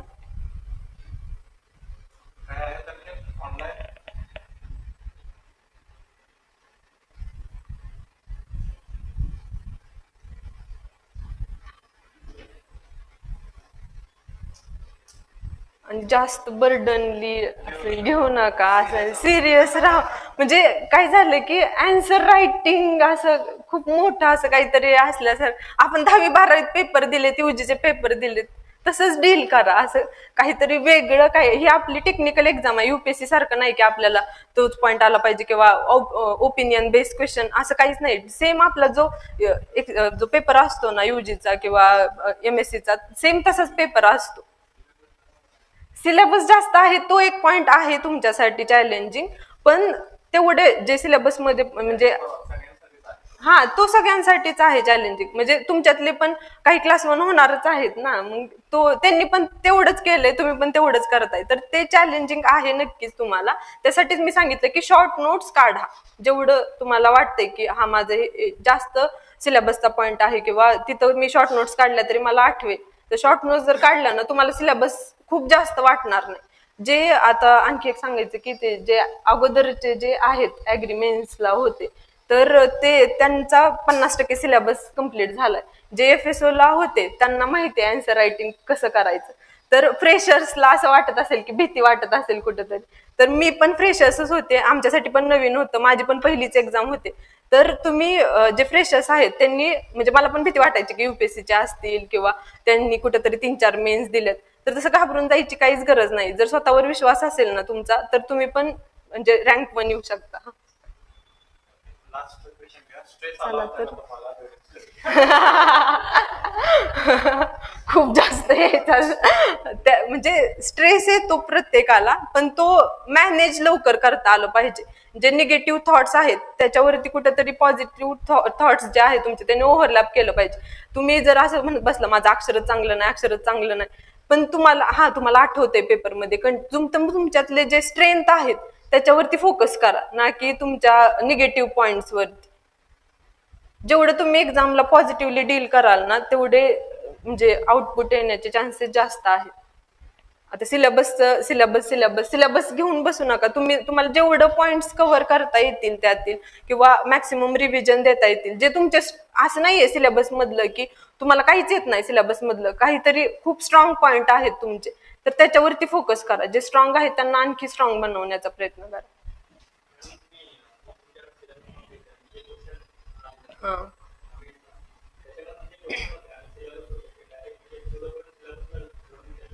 अ, हा.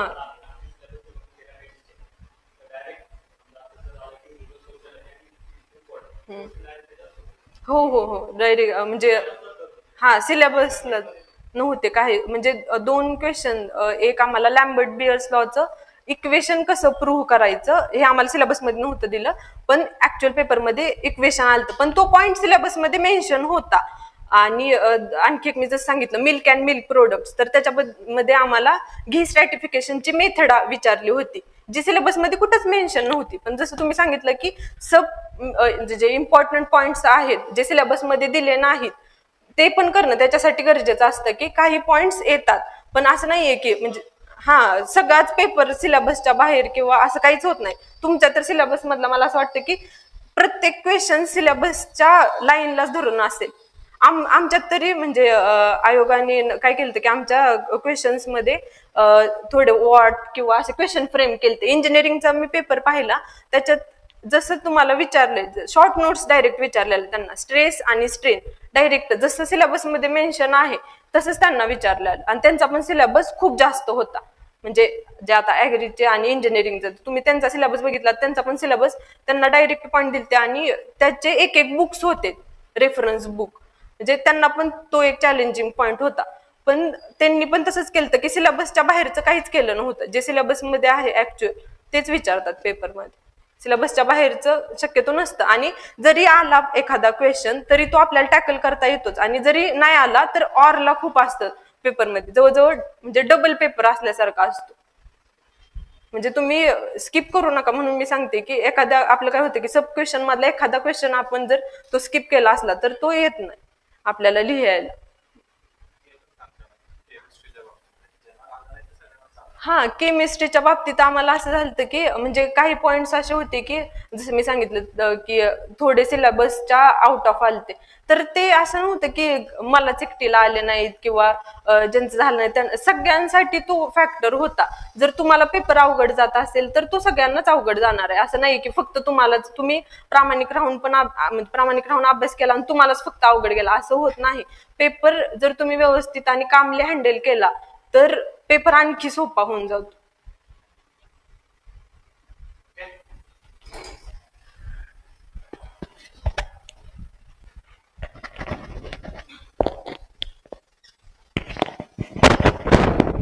ऑनलाईन मला वाटतं सगळ्यांच्या शंकांचं निरसन झालेलं आहे. काही आहेत का आणखीन? ओके. So conclusion part. तुम्हाला हे जे काय आता प्रश्न तुम्ही विचारले तर सगळे हेच प्रश्न घेऊन माझ्याकडे हे यायचे. म्हणजे विश्वासचं लेक्चर झालं, आता अमृताचं पण लेक्चर झालं. तर जर्नी कशी असते बघा, की मला ह्या दोघांचं लेक्चर, आता पुढे रोहितचं पण लेक्चर होईल, तर ह्यांच्या लेक्चरमध्ये मलाच असं अपेक्षित नव्हतं की अरे एवढे मॅच्युअर कधी झाले. पण ही प्रोसेसच एवढी ताळून सलाखून निघते की ते त्या लेवलला येतात. ओके, तर त्या जर्नी म्हणजे त्या दिशेनं तुम्हाला जायचं आहे.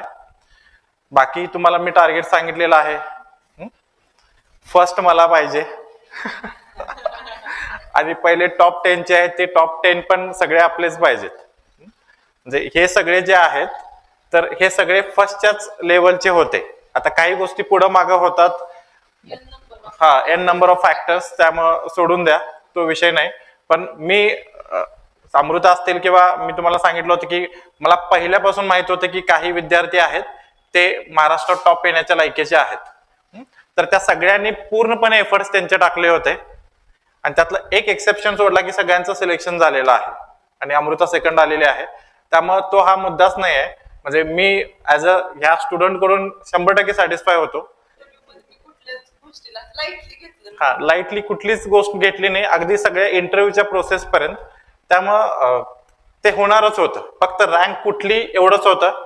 आणि मी तुम्हाला सांगितलं की तेवढी अॅक्युरसी आहे. म्हणजे मला वाटलं होतं की त्यातलं आता ते एक्सेप्शन का राहिलं, काही पेपर चेकिंग मध्ये राहिलं असेल, नाहीतर ज्या व्यक्तीचं झालं नाही ती पण त्या लेवलचीच होती. पण आपण मोर दॅन 90% म्हणू शकतो. तुम्ही ही प्रोसेस फॉलो केला की तुम्हाला 100% पोस्ट मिळणार म्हणजे मिळणार.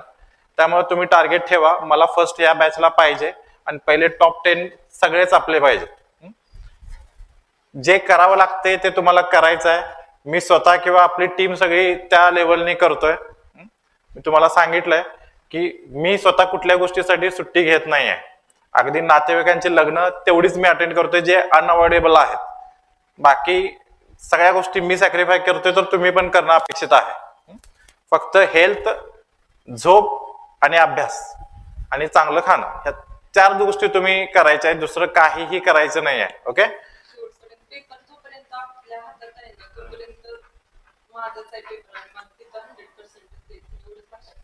जोपर्यंत पेपर सबमिट करत नाही तोपर्यंत, आणि त्यानंतर मग काही दिवस ब्रेक घ्या आणि इंटरव्ह्यूचं प्रिपरेशन करून इंटरव्ह्यू देऊन बाहेर पडत नाही तोपर्यंत गिव्ह अप करायचं नाही. एवढंच तुम्ही यांच्याकडून हे घ्या. हा, कुठलंही रायटिंग बर्डन वगैरे घेऊ नका. तुमच्या समोर लाईव्ह एक्झाम्पल आहे. अमृता टेन्शन घ्यायची, बऱ्याच वेळा तिला सांगावं लागायचं की तू महाराष्ट्रात टॉप येऊ शकतेस, ह्या पद्धतीनं तुझा अभ्यास चालू आहे. पण हे मी खूप रेअरली सांगायचो, अगदीच आता ती काय ऐकतच नाही, या डिप्रेसच आहे या केसमध्ये. तसं या बॅच मध्ये पण आहे की पेपर तपासताना किंवा तुमचा अभ्यास करताना, टेस्ट सिरीजला फिरताना किंवा तुम्ही पीडीएफ पाठवता तर लक्षात येतं की आहे ही पोटेन्शियल कॅन्डिडेट. पण आताच तुम्हाला हवेत चढवण्यात काही अर्थ नसतो, कारण अजून आपला निम्मा प्रवास बाकी आहे. त्यामुळे ते सुरुवातीच्या पॉवर प्ले मध्ये तुम्ही 6 बॉलला 6 सिक्स मारले म्हणून मॅच जिंकली असं होत नाही. मॅच शेवटच्या ओव्हरपर्यंत तुम्हाला खेळायला लागते. त्यामुळं खूप लोक आहेत ती त्या पोटेन्शियलचे आहेत. फक्त आता आम्ही बोलत नाही कारण बोलणं अपेक्षित नाही आहे, कारण लगेच मग माणूस स्लो होतो. कारण इतकं एफर्ट्स घेत असतो आपण, लगेच कुणीतरी म्हटले वाव तू भारीच आहेस, पण लगेच स्पीड लगेच लोअर गिअरला येतो आपण. त्यामुळं तुम्ही करत राहा. कुठे काही मागं पडत असाल तर लगेच कळतं आम्हाला, आम्ही तुम्हाला पुश करू. पण आम्ही फक्त एक 20-25% कॉन्ट्रीब्युशन आहे, बाकी सगळं तुम्हीच करायचं आहे. ठीक आहे. त्यामुळे इमॅजिन करा की तर या प्लॅटफॉर्मवरती तुम्ही पुढच्या वर्षी स्पीच देणार आहात. मॅनिफेस्टेशन तेच आहे, दुसरं काही नाही. म्हणजे मॅनिफेस्टेशन तुम्ही करा न करा, पण मला जे पोटेन्शियल दिसत आहेत तुमच्या पेपरमधून, मी करतोय की ही किंवा हा हिचं सिलेक्शन होत आहे. किंवा ऑनलाईनची बरीचशी मला नावं कधी बघितलेलीच नव्हती FSOच्या बाबतीमध्ये किंवा ऍग्री MPSC पण. फक्त नावं हिचा पेपर आला, ह्याचा पेपर आला, हा हे पोटेन्शियल आहे हे लक्षात यायचं. बॅच होईपर्यंत मी सरांना भेटलीच नव्हती. मी पहिल्यांदा सरांना 10 ऑक्टोबरला म्हणजे बॅच मध्ये तेवढं फक्त सरांना माहिती होतं की हे आन्सर्स लिहिले व्हिडिओ. त्यामुळं करत राहा. आणि थँक्यू अमृता, खूप चांगलं सेशन घेतलं. म्हणजे आपलेच स्टुडंट आपल्या समोर ग्रो होत असताना बघणं, जसं लहान चाइल्डच्या बाबतीत असं ना, तसं ते एक फिलिंग आहे मला. So thank you very much. आणि आपण इथं थांबूया, अर्धा तासानंतर आपलं याचं लेक्चर होईल. Okay, thank you. चला.